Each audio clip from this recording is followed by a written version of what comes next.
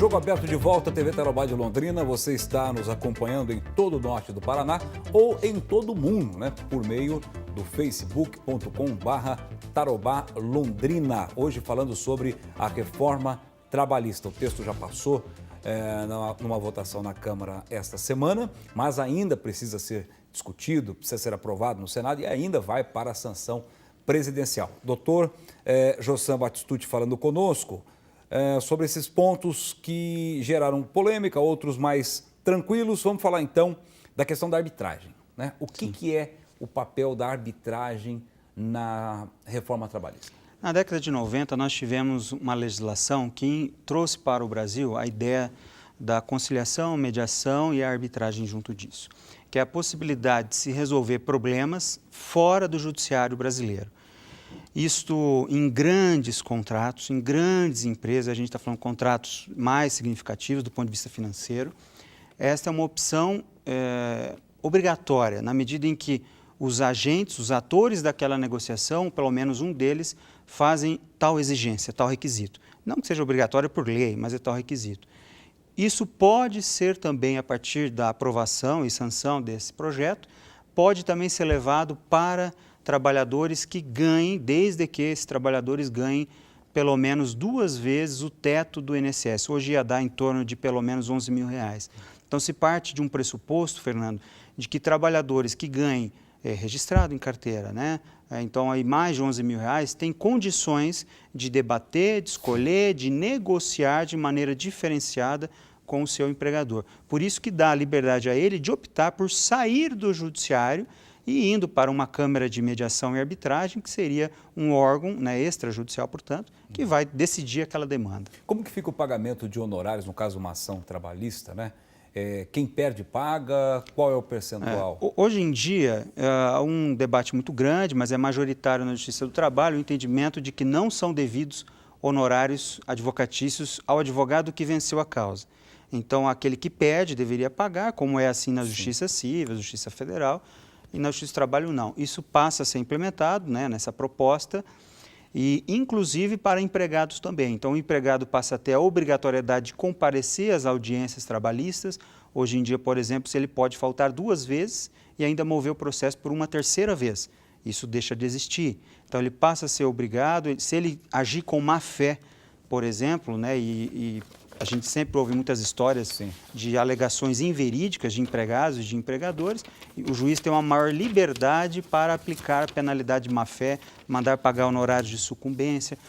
Sucumbência significa perda, né? Então aquele que perdeu. Ou seja, a gente tem que pensar se vai à justiça.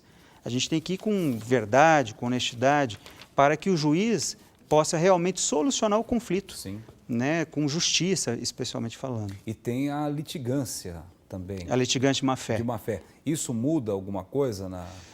Deixa-se mais claro, tá? Tal possibilidade de litigância de má-fé, ela já existe hoje, do juiz condenar. O juiz pode aplicar de maneira subsidiária o Código de Processo Civil, que prevê a litigância de má-fé.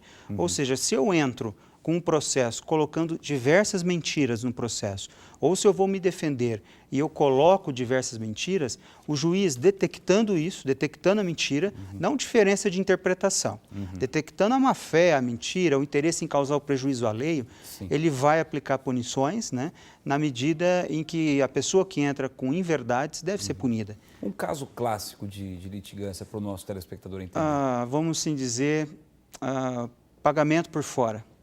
Tá? Então, o empregador faz pagamentos por fora e aí, no meio do processo, fica provado que, de fato, houve pagamento por fora. Então, é diferente, não é uma situação de interpretação, é um fato, ou existiu ou não existiu.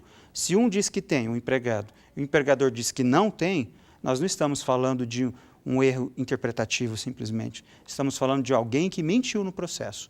Essa pessoa pode ser punida.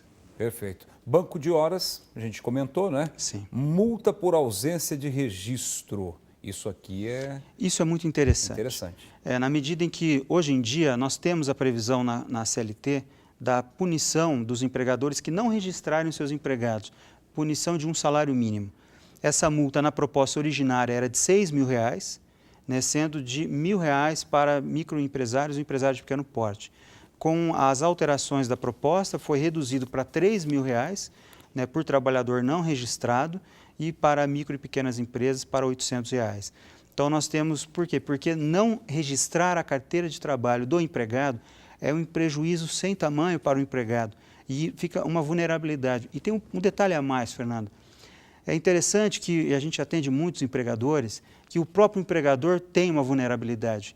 Porque a partir do momento que esse trabalhador não está registrado, ou quando ele está registrado por salário menor, ele deixa de ter acesso na plenitude ao seguro, que é o seguro da Previdência Social. Então, se ele sofre um acidente de trabalho, por exemplo, quem que vai pagar a sua remuneração? É o empregador. A gente já cansou de ver situações assim, de empregado que sofre um infortúnio, uma infelicidade de fato, sofre um acidente de trabalho, fica afastado durante 1, 2, 3 anos, não recebe o que deveria receber do INSS, e aí ele vai cobrar de quem? Vai cobrar lá do empregador, porque o empregador poderia ter utilizado desse benefício que ele tem, bastando registrar o seu empregado. Né? Perfeito. Um outro tema aqui interessante, terceirização, né? Aliás, tem até um capítulo só para terceirização, não é? O que as empresas poderão fazer em termos de mão de obra terceirizada?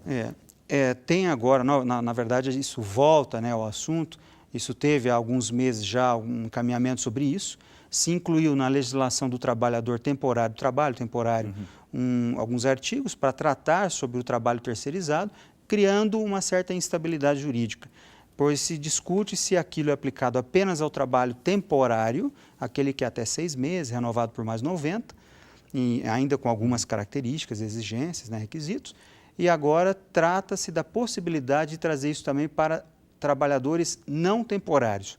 Né? Então, traz uma segurança na medida que isso é realmente extensivo. Agora, quais são as garantias? Todos os trabalhadores temporários, eles têm as mesmas condições de trabalho daqueles que são efetivos, ligados diretamente àquele empregador. E vai constar, pelo menos como está na proposta, né, a proibição de que empregadores demitam os seus empregados e contratem-os imediatamente depois como terceirizados. Vai ter que ter um lapso aí de 18 meses, pelo menos, para evitar a fraude, né, evitar que você haja uma precarização da relação de trabalho. Perfeito. Horas extras e regime 12/36. Hoje tem, como a gente falou aqui, da natureza de algumas algumas categorias, como médicos, né, enfermeiros, porteiros também trabalham muito nesse regime. Então, eles trabalham 12 horas e folgam 36. Vai ter a possibilidade de elastecer, de ampliar, portanto, esta previsão para outras atividades. O que é interessante destacar é que a jornada normal, pessoas, né? A gente ia falar pessoal, porque no dia a dia das aulas, né, a gente está acostumado a tratar com maior simplicidade. Né? Então, nós temos quem trabalha 8 horas por dia, 44 horas por semana, tem uma jornada mensal de 220 horas.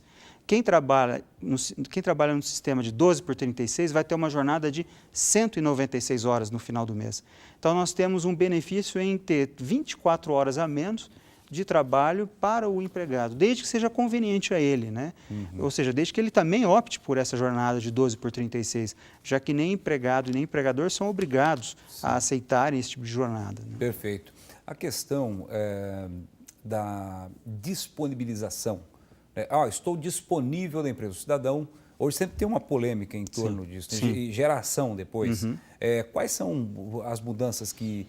Fica claro agora o que é estar à disposição da empresa? Fica. Nós temos algumas situações que passam a mudar através dessa proposta, esse projeto. Por exemplo, horas em itinerary.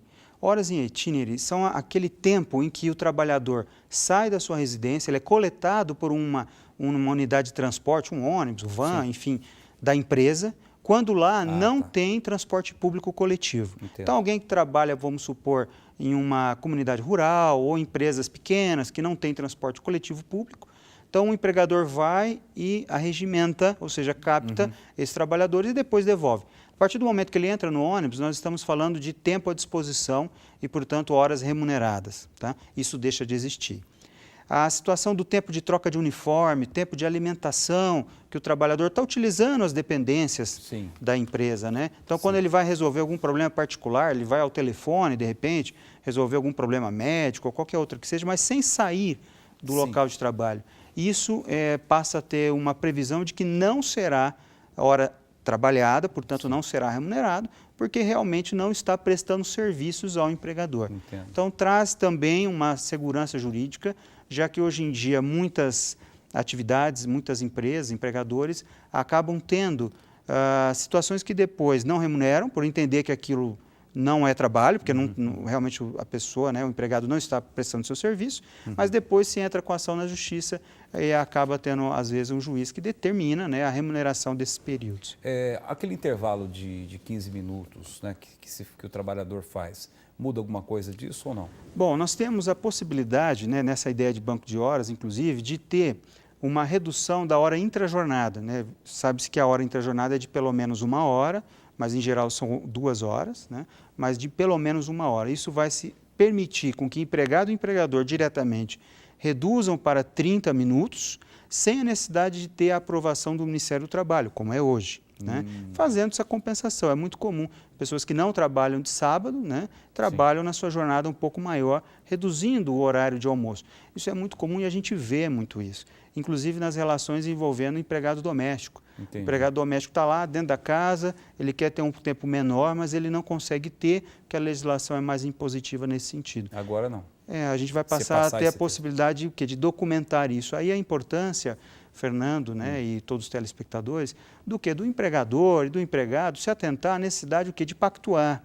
Quando você faz um contrato de trabalho, pode ser verbal, mas vamos colocar por escrito, então vamos redigir as cláusulas, colocar o que está acordado, né?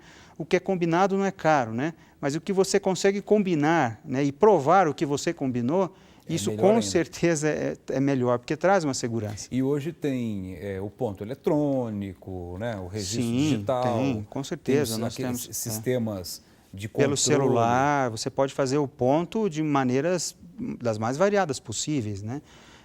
Inclusive, nós temos a possibilidade aí para os trabalhadores, enfim, transporte, né, como um todo, né? Eles estão à distância, muito longe da empresa e se é permitido que eles preencham seus cartões, pontos, enfim, sua ficha, porque aquilo se pressupõe que é verídico. As empresas conseguem controlar, pelo menos a imensa maioria delas, né, a frota através de rastreamento, através do próprio disco, né, de movimentação ali do veículo, etc.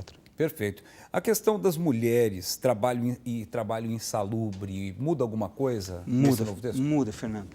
Muda, mas sem prejudicar as mulheres e os bebês, né, aqueles que estão em formação, na medida em que atualmente é proibido que mulheres trabalhem, mulheres grávidas, né, trabalhem em atividades insalubres, ou seja, atividades que prejudicam a saúde. Então, um ambiente que tem uma exposição de ruídos ou tóxica, fumaça, ou muito quente ou muito frio e algumas outras atividades. Isso passa a ser permitido desde que tenha uma prévia autorização do médico da trabalhadora. Então, não é o médico do empregador. Então, se essa trabalhadora, né, trouxer ao empregador um atestado médico liberando ela para essas atividades, ela vai poder fazer. Mas se ela não puder fazer, por exemplo, ok, aí ela tem a opção de ser remanejada em outra atividade dentro da empresa e se não tiver uma outra atividade que seja possível, ela tem a possibilidade de receber do seu médico o atestado e ir ao INSS pleitear o auxílio-doença. Embora seja grávida, não é uma ideia de doença, mas é esse o benefício que é atribuído às grávidas gestantes. Perfeito. As licenças, para a gente encerrar, porque o tempo está quase terminando. As licenças mudam os prazos de licença? Licença para casamento, licença para paternidade, licença maternidade, isso muda alguma coisa? Não, em geral não, mas entra naquela ideia do que é possível negociar, né? Do que é possível, então, tratar. E aí, naquele acordo que é possível fazer, de repente, elastecer para 1 semana a licença matrimônio, né? Porque ela é curta, conforme está na legislação. Perfeito. Então, nós temos, de fato, uma proposta que ela vem atualizar, modernizar e permitir com que empregados e empregadores, sem excluir os direitos, né, garantias constitucionais, possam ter algo mais saudável, mais seguro na relação jurídica laboral. Perfeito. Doutor Jossam, muito obrigado pela participação no programa e até uma próxima oportunidade. Eu que agradeço, Fernando. Estamos à disposição e desejamos relações trabalhistas muito saudáveis. Obrigado. Um abraço, doutor Jossam Batistucci, advogado, professor, que participou do Jogo Aberto de hoje, falando sobre a reforma trabalhista, importantíssimo tema que está mexendo com o Brasil. É bom ressaltar que tudo isso que nós falamos aqui ainda depende de aprovação, não é, do Senado e ainda pode sofrer alterações ao longo da sua tramitação legislativa e depois com o presidente da República, também podendo sancionar ou vetar algum ponto, pode vetar algum ponto dessa proposta. Um abraço a você, fica agora com o Jornal da Band. Tchau.